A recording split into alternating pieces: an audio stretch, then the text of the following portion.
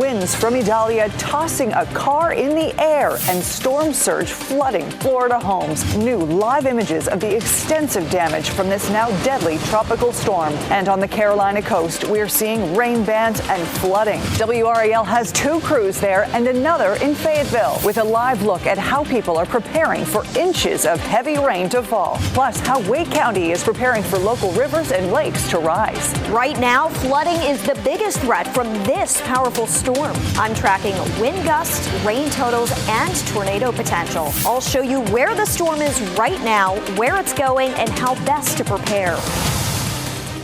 This is a live look of Ocean Isle, where Tropical Storm Idalia is marching in our direction, bringing heavy rain and wind tonight.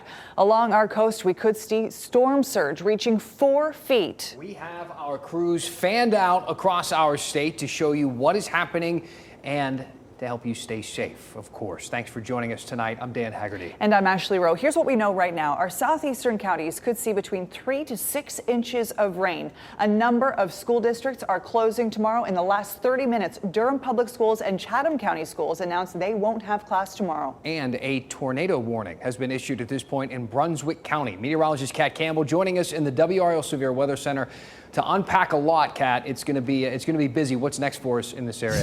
It's going to be a long night. Conditions will continue to deteriorate along the coast and in our viewing area. You can see the heavy rain coming down in Carolina Beach. Some gusty winds there right now, already looking quite rough. Tropical Storm Idalia moving to the northeast at 21 miles per hour. Maximum sustained winds 70 miles per hour. And those strongest winds are just starting to cross into South Carolina. So we've got a long ways to go before the strongest wind actually reaches us in North Carolina, but the intense rain will be picking up here pretty shortly.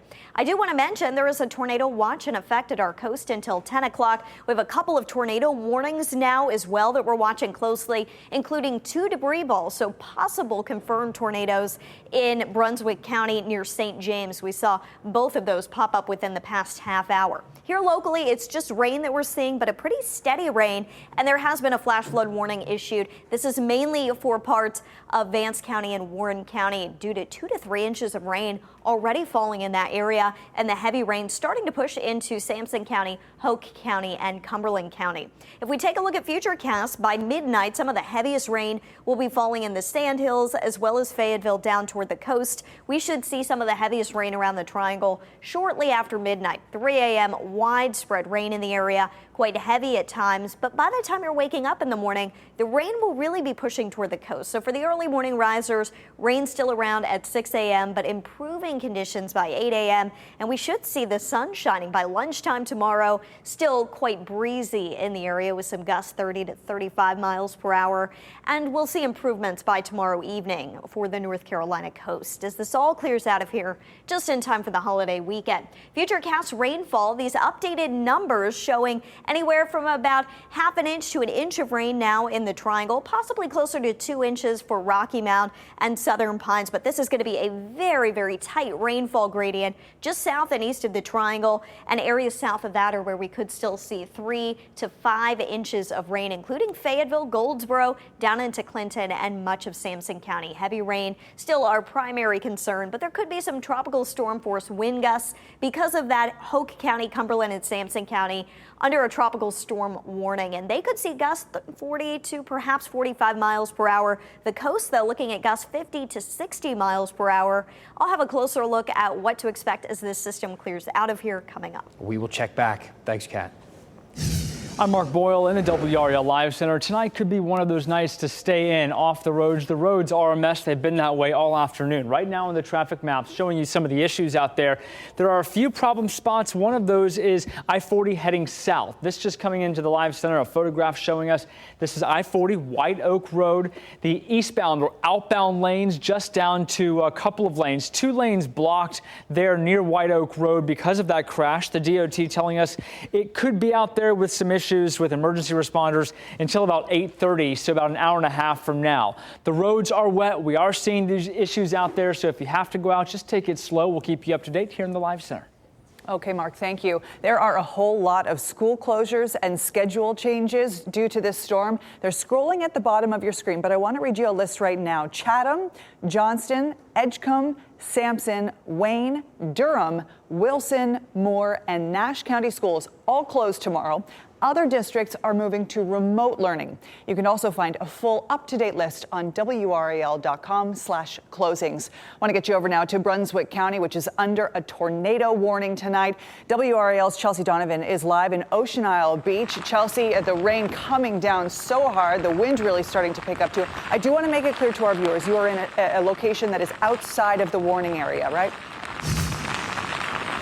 Right, absolutely. We came to you, an hour ago, and it was nothing like it is right now. We've made our way all the way down to the east end here of Ocean Isle Beach. This is one of the southern Brunswick County beaches, and pretty unbelievable, the wind that's coming off of the ocean. And I'm going to step aside. This warning here is exactly what town officials were worried about. If you can see me kind of walk along the edge of the road, thankfully no one is out right now, and that's a good thing.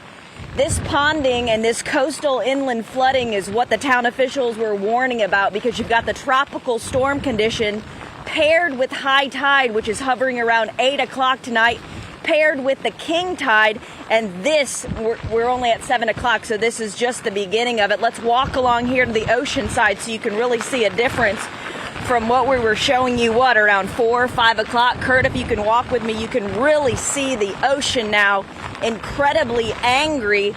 Also, one of the things that town officials are worried about is this storm surge. Again, with this high tide, things are looking drastically different than they did just about 3 hours ago. And you can see just by me walking here, that wind and that rain picking up minute by minute now. Of course, we're monitoring these conditions, and of course we'll bring you live updates throughout the evening. But folks, this is not something in terms of driving that you want to be going out in right now. It's just a little bit too dangerous.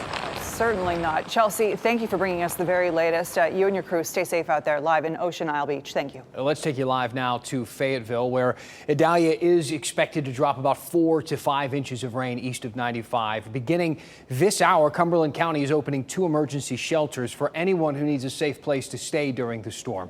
WRAL's Carly Haynes is live for us in Fayetteville. Carly, give us the pulse there. What are you seeing so far?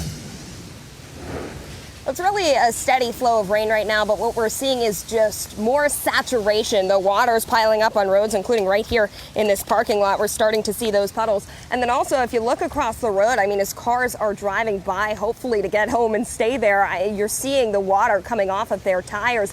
And as we were driving to Fayetteville from Raleigh, we did see more of that rain accumulate on the roads. There were even signs from the North Carolina Department of Transportation warning people about the tropical storm warning in effect, and to be aware of flash flooding and debris in the roads. That's really going to be one of the major concerns for Fayetteville. And we stopped outside of a grocery store today where people were starting to prepare to buy food and those needed supplies. They said store shelves aren't empty yet, but they're certainly starting to see those parking lots fill up. We spoke to one woman in particular who came in from Northern Virginia to visit friends here in Fayetteville. She was supposed to head back tomorrow. It doesn't look like it'll happen that way, and she's coming to terms with it. Every other hour, it was like something else was closing. By 4 o'clock, the schools were closed, and then I just left out of Food Lion, and guess what? The Post is closed now, so it's like it's really going to be serious.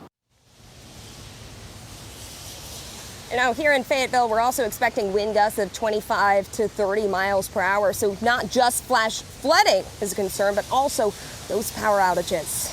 Absolutely. All right, stay safe. The rain will continue to fall in Fayetteville. Carly Haynes, live for us. Thanks, Carly.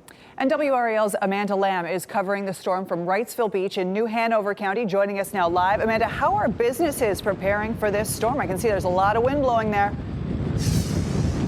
Yeah, well, let me first tell you about the conditions here, because they have really changed. If you can see, the ocean is coming up. We are really close to high tide at 7:35 tonight, so we've lost a lot of beach. The ocean is getting kind of angry. We've got kind of a pelting rain coming down, and what's really changed here is the wind. The wind has just really started whipping up here. But of course, we're in a beach town. It's almost a holiday weekend, so it's all about the bottom line for these businesses. They're very concerned. A lot of them closed early today and this evening and are going to be closed for part of the day tomorrow in case they get some flooding and have to do some cleaning up. But their goal, what they really hope, is that this storm is in and out for the holiday weekend. I guess if you could call it fortunate that it's happening during the week and not on Labor Day weekend. Labor Day weekend looks like it's going to be a gorgeous day down here at the gorgeous weekend here at the beach. So we're hoping to just get through this for the next few days. And what they're concerned about here, what they always are concerned about when they have a tropical storm in Wrightsville Beach, is isolated flooding, especially in that downtown district where the businesses are. It comes from the sound side. They're concerned about tornadoes. We've heard of some tornado warnings already in not the immediate area, but in the vicinity. And they're concerned about riptides. They have lots of people that will be coming in here on Friday. So lots of different things they're watching. They don't have a full operation right now going in terms of their emergency operations, but they're watching the storm closely here in New Hanover, and we will be continuing to follow this tonight and throughout the day tomorrow. Back to you. All right, Amanda Lamb live. Thank you for your reporting. You know, the heaviest impacts of Idalia expected to hit overnight. WRAL will be with you through it all. Our morning team coverage starts tomorrow at 4 a.m. We also want to bring you to Chapel Hill tonight, where a candlelight vigil will be soon getting underway. WRAL's Aaron Thomas back on campus for us as that community tries to heal together. And as we head to break, here is another live look over Kiowa Island in South Carolina as Idalia sweeps through. Kat Campbell is back with another update next.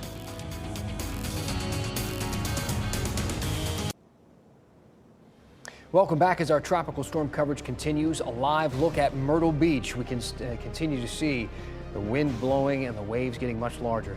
Kat Campbell is going to have an update on Idalia coming up in just a few minutes.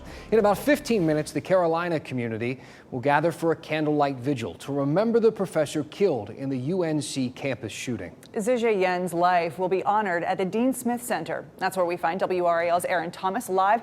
Aaron, students and staff gathering to both honor Yen and show support for one another as well. Yeah, Ashley, Dan, it's worth pointing out that the Dean Smith Center is usually associated with being lively during basketball season, but we're definitely feeling a more of a somber tone as more people continue to pour in with just minutes of this vigil starting. There's a lot of grief here. People still trying to support one another following that horrendous shooting that took place on campus on Monday. Tonight's gathering is just one of many others that have taken place on and around campus. We've seen flowers placed at the bell tower and other gatherings during the course of the week. Students, staff, and faculty say it will take a while to rebuild the trust of the safety on their beloved campus. Tonight is making sure the memory of Professor Zijie Yen is not forgotten. I mean, you think of their research that was done is, this integral part of, his work with, light particles, and it's fascinating. Yeah, not just the work that he did, but certainly his life. You're looking now back here at the Dean Smith Center. Carolina strong. We're hearing this uttered over and over again. That's what it's going to take for this community to pull together after the past few days. Of course, stay with us on our late news as we hear from the voices of the people trying to pull together at this time. Ashley? All right, Aaron Thomas live in Chapel Hill. Thank you. And earlier today, students came together at the bell tower exactly 48 hours after the shooting. The bell tower tolled at 1:02 this afternoon to begin a campus-wide moment of silence. That's the exact time gunfire rang out inside the professor's office in Caudill Labs. Hundreds of students, faculty, and members of the university community surrounded the bell tower, where there is a memorial to Yen at its base.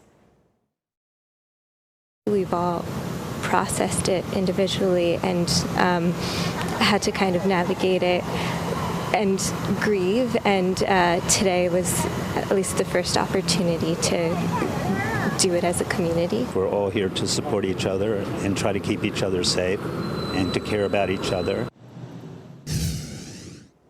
Hundreds of UNC students gathered today to participate in a March for Our Lives rally. Students shared their stories of lockdown on campus, in the buildings, and barricading themselves inside businesses on Franklin Street.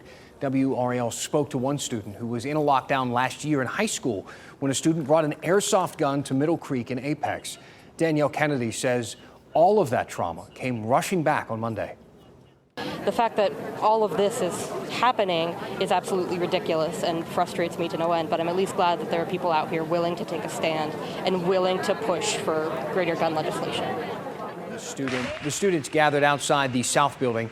Many had signs calling for stricter gun laws in North Carolina and around the country. You can find extensive coverage of the UNC campus shooting, questions, of course, that still remain, and resources available at WRAL.com.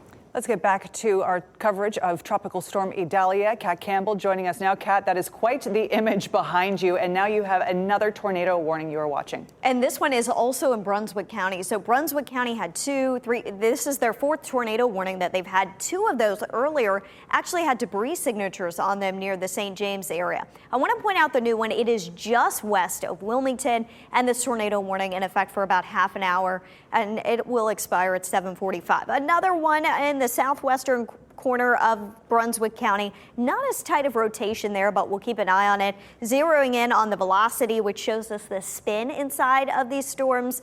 You can see it's southwest of Wilmington where we do have the rotation right now. This is going to be tracking to the northwest, eventually closer to the Leland community and Sandy Creek. And we'll keep an eye on this for you and for anybody at the coast or if you have family and friends there. We got a lot of rain moving in here locally. We're not seeing the tornado threat that the coast is, but there is a flash flood warning up in Vance County and Warren County, a small sliver of Granville County. This is centered right over I-85 in those counties where we've seen some of the heaviest rain, but some heavier rain starting to push into Fayetteville. Radar estimates within the flash flood warning over 3 inches just north of Henderson and in the Norlina community. So we're going to be watching that very closely as we see these rainfall totals continue to climb. We've got a 100% chance for rain late tonight into early tomorrow morning. But look at how quickly our rain chances taper off tomorrow morning. As we get toward 5 a.m., there's just about a 50% chance of rain, and by 8 a.m., that chance is down to 30%. The bulk of the rain is going to come tonight while you're sleeping and into the early morning hours tomorrow. So let's outline what to expect tomorrow. The rain moves out in the morning. Here locally, it clears out of the coast by the afternoon.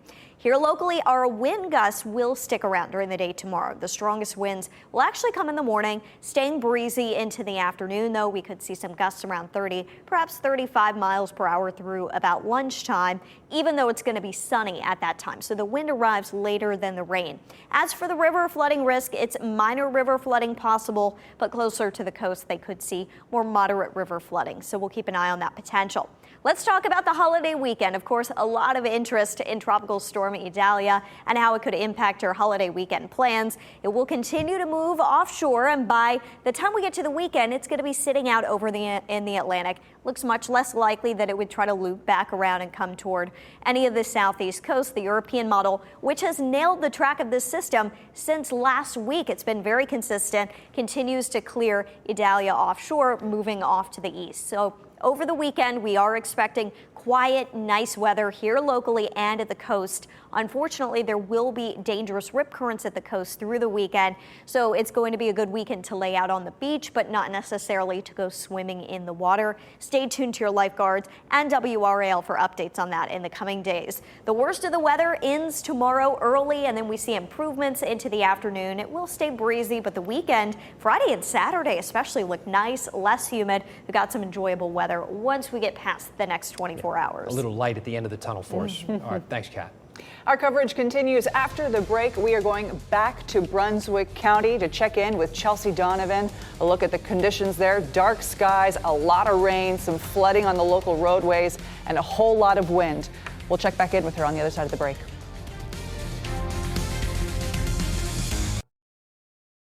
Let's get you back to Brunswick County, which is under a tornado warning tonight. WRAL's Chelsea Donovan live for us at Ocean Isle Beach. Chelsea. Yeah, we've made our way across the ocean, about 30 minutes from high tide here, and this is exactly, again, what the town officials were warning about. You can see the storm surge right now, almost at the high tide mark, making its way over across the banks. Look at the walkways here behind me and the sea oats and the dunes where that water is like a wall now pushing. And again, we are still not even at that high tide mark, and you'll remember town officials are warning about that high tide mark mixed with the king tide this week. And this is what they're concerned about, not only here on the ocean side, But across the street where we showed you before on the intercoastal side, as I mentioned before, Ocean Isle Beach is unique because they've got the intercoastal on this side with those canal streets that are on every other street. You saw in our last report of the overwash already here on the main drag. We're on the very eastern end of Ocean Isle Beach. And again, as we've mentioned, 30 minutes now from high tide. And really, you can see this gentleman here behind me just out carefully taking a look, taking some pictures. Of course, if you don't have to be out in this right now, please don't. It's a remarkable difference from just a few hours ago when we were out on the beach. Luckily, we've gotten a little bit of a reprieve from the rain, but you can see that the wind is really starting to pick up as we're getting these outer bands now of the tropical storm. But right now, of course, I would just say what the town officials have been saying now for the past half hour or so. Please stay indoors and off the roads. There's a lot of people trying to make their way through water, and we warn you all the time, don't go through that because you actually just can't see the depth. So many changes here from Brunswick County. Chelsea Donovan live in Ocean Isle. Thanks, Chelsea. Last look with Kat, where you've got a major development, Kat. New Hanover County, parts of the county, and Brunswick County, a new tornado warning has been issued. We need to hit on this. It's until 8 o'clock. Wilmington is under a tornado warning now until 8 o'clock. We've got one area of rotation headed for the west side of town in Wilmington and a water spout that could move ashore in Carolina Beach. Both of these couplets on the radar showing pretty good tight rotation. We'll continue to track this tornado threat for the next several hours at the North Carolina coast. Okay, Kat, thank you. And thanks to everyone at home for making WRAL your choice to ride out this storm. We will be back at 10 o'clock on Fox 50 and 11 on WRAL. As the storm pushes in overnight, our team of meteorologists will be here for any danger impacting your area. We will break into coverage when we need to do so.